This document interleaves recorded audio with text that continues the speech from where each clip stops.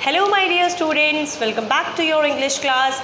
I hope you all are good at home and you are studying through online classes. Students, in this class we are going to continue with the first chapter of grammar book, that is the sentence. In the last class we are done with what is sentence, what is phrase, what is clause. Right. So in this class we are going to learn the kinds of sentences according to the function and structure. So let's get started. Students, first of all there are 4 kinds of sentences according to the function. So I think you all are very aware about all of these.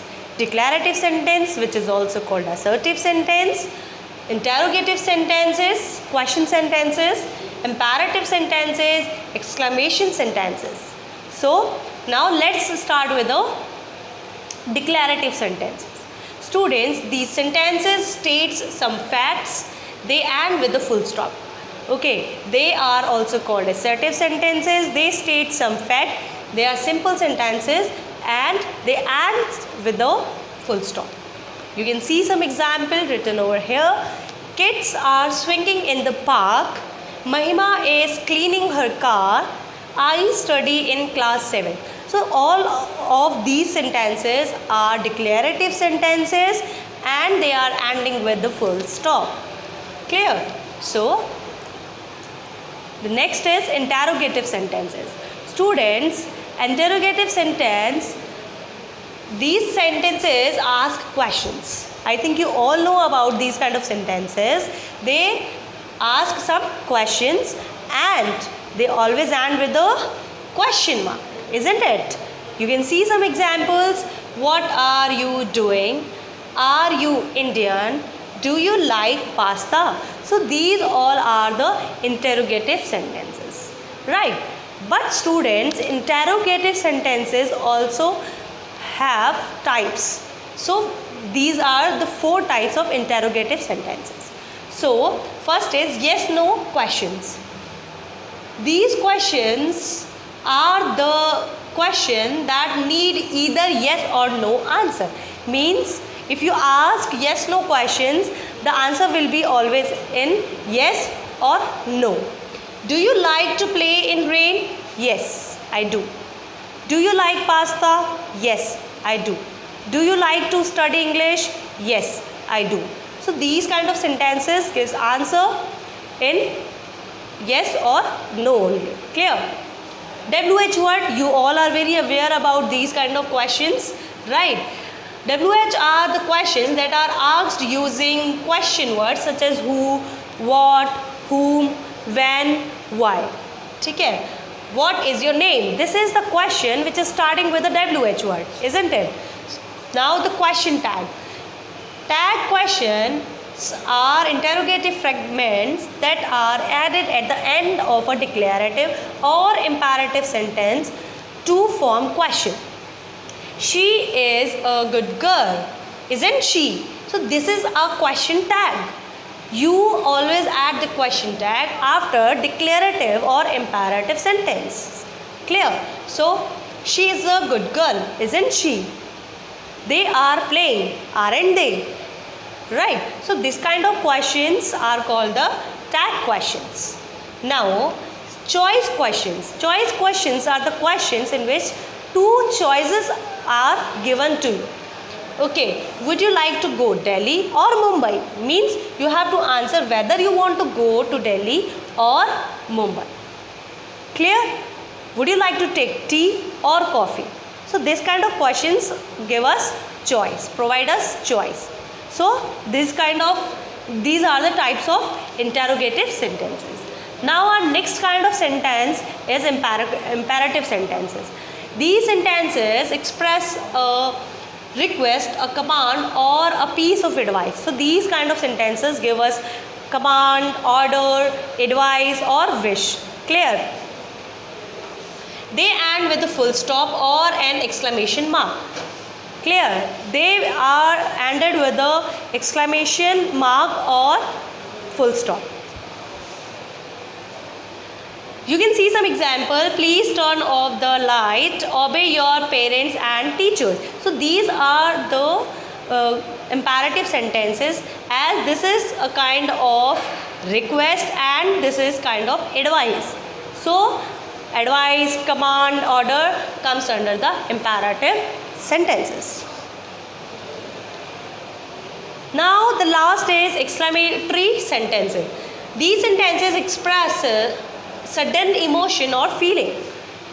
They end with an exclamation mark. This is an exclamation mark, right students? So how beautiful this skirt is. What a great idea it is. So these are the exclamation sentences which are showing some sudden emotion, feeling, right? Now we are going to learn kinds of sentences according to the structure. Again, according to the structure, there are three kinds of sentences, that are simple sentences, compound sentences and complex sentences. So let's learn about the simple sentences now. Students, a simple sentence has only one independent clause. It has a subject and a verb and also conveys complete sense. Students, if you remember, in the last class we have learned that what is independent clause or dependent clause, right? Independent clause is a clause which do not need the support of another group of words to make it meaningful. They can stand alone and they also have verb and a subject, right? So simple sentences have only single independent clause. For example, he loves to play basketball. She doesn't use a computer. She always forgets to do her homework.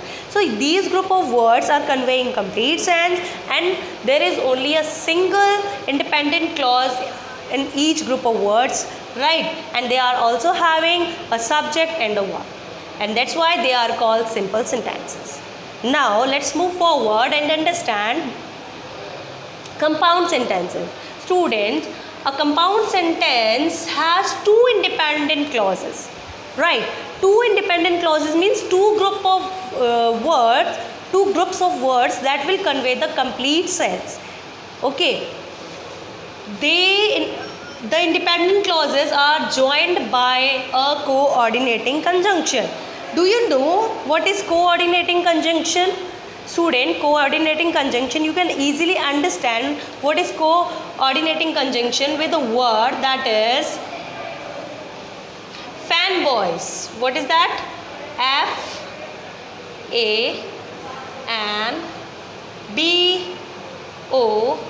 FANBOYS, where F stands for, A for and, N for nor, B for but, O for or, Y for yard and S for so.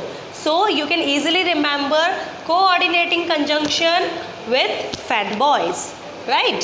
So you can see some example. I saw Ram yesterday but he didn't see me. So here you can see that there are two independent clauses and they are joined with the conjunction that is but. Okay, that is coordinating conjunction. So this kind of sentence will be called compound sentence. Clear? Now the next example is John wants to lose his weight yet he eats lots of chocolate. So if you will see this part of sentence, John wants to lose his weight. This is conveying complete sense as well as this has a subject and a verb too, right? So this is independent clause and if you will see this part of the sentence, he eats lots of chocolate, he eats chocolate daily. So this is also conveying complete sense and both of these independent clauses are joined with the word yet, that is coordinating conjunction. So it will be called a compound sentence. So I think it is clear to you. Now let's move forward and understand what is complex sentences. What are the complex sentences? A complex sentence has a independent clause and a dependent clause. Now students, one independent clause and a dependent clause, right? So what is independent clause? You all are aware. One which do not need the support of any other group of word to make it meaningful. It can stand alone as a complete meaning. But dependent clause is a clause which needs the support of another sentence to make it meaningful. It can't stand alone. right? So the two clauses are joined by a subordinating conjunction. For example, because, that, when, until, though, while, right? So you can see example, while Tom reads novel, Jack reads comics. So while is the word which is conjunction, and that is a subordinating conjunction, and these two groups of words are joined, two groups of words are joined with a subordinating conjunction, that is while. Now, when I was young, I used to run very fast. So, when I was young, it is not conveying complete sense, right? So, when I was young, it is not conveying complete sense. It means it is a dependent clause. Whereas I used to run very fast, it is conveying complete sense, that is independent clause. So, one independent clause and one dependent clause are joined with a subordinating conjunction, that is when, and that's why this sentence will be called as complex sentence, right? So the homework for all of you, I think all the things which I have explained in this video lecture is very clear to you. But students, if you find any kind of doubt, you can ask me through WhatsApp, you can call me even, right? You are free to ask me. So now your homework is do page number 5th and 7th in your grammar book. Now students, your homework is to do page 5th and 7th in your grammar book only. You have to do it with the pencil only, okay? So that if there will be any correction, you can correct it, okay? So I hope everything is clear to you. This is all for today's class. Thanks for watching. Stay home, stay safe, and be happy. We'll meet in the next class with some other videos. Till then, just enjoy the class. Thank you.